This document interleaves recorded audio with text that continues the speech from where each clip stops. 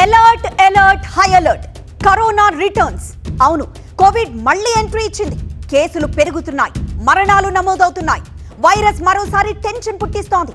AP వాసులారా మరింత అప్రమత్తంగా ఉండండి. 20 రోజుల్లో 13 పాజిటివ్ కేసులు నమోదయ్యాయి.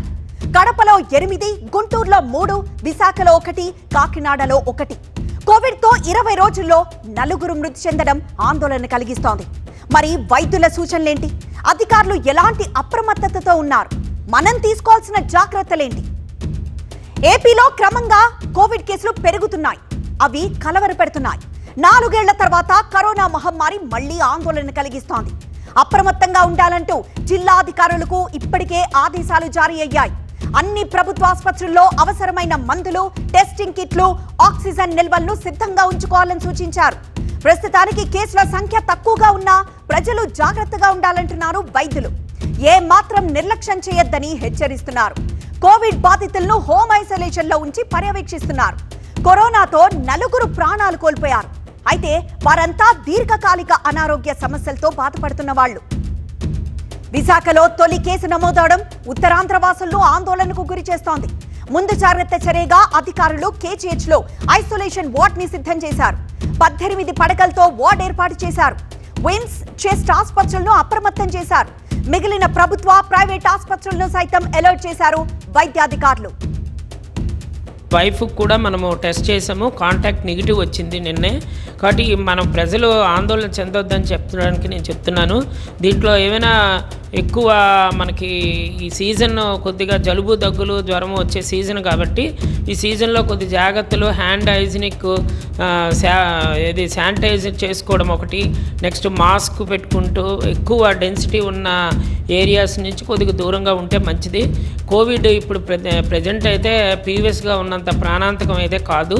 కానీ మోర్ దాన్ 5 days ఫీవర్ ఉంటే వెంటనే కంపల్సరీ వచ్చి మెడికల్ ఆఫీసర్కి చూపిస్తే బ్లడ్ శాంపుల్ మనము మెడికల్ కాలేజీకి పంపించి నిర్ధారణ చేసి వాళ్ళకి హోమ్ ఐసోలేషన్లో పెట్టి చేసే కార్యక్రమం మనకి ఉంది ఆల్రెడీ. అప్రమత్తతే మనకు శ్రీరామ రక్ష.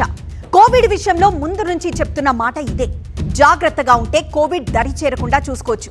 ఇంతకీ వైద్యులు సూచిస్తున్న జాగ్రత్తలేంటి చూద్దాం. దగ్గు, జ్వరం, ఒళ్ళు నొప్పులున్న వారు జాగ్రత్తగా ఉండాలి. 5 రోజులుగా జ్వరం ఉంటే గనక కోవిడ్ టెస్ట్ చేయించుకోవాలి. పరిశుభ్రత అత్యంత ముఖ్యం. ఇక చేతులు శానిటైజ్ చేసుకోవడం మంచిది.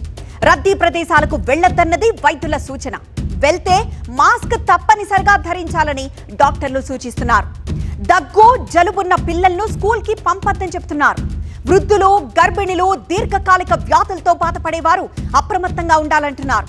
ఇంట్లో తగినంత గాలి ప్రసరణ జరిగేలా చూసుకోవాలని సూచిస్తున్నారు. సో 3 మాటల్లో చెప్పాలంటే జాగ్రత్తగా ఉండాలి. ఎక్కువ రోజులు ఇబ్బంది ఉంటే కోవిడ్ టెస్ట్ చేయించుకోవాలి. దీర్ఘకాలిక ఆరోగ్య సమస్యతో బాధపడేవారు అప్రమత్తంగా ఉండాలి.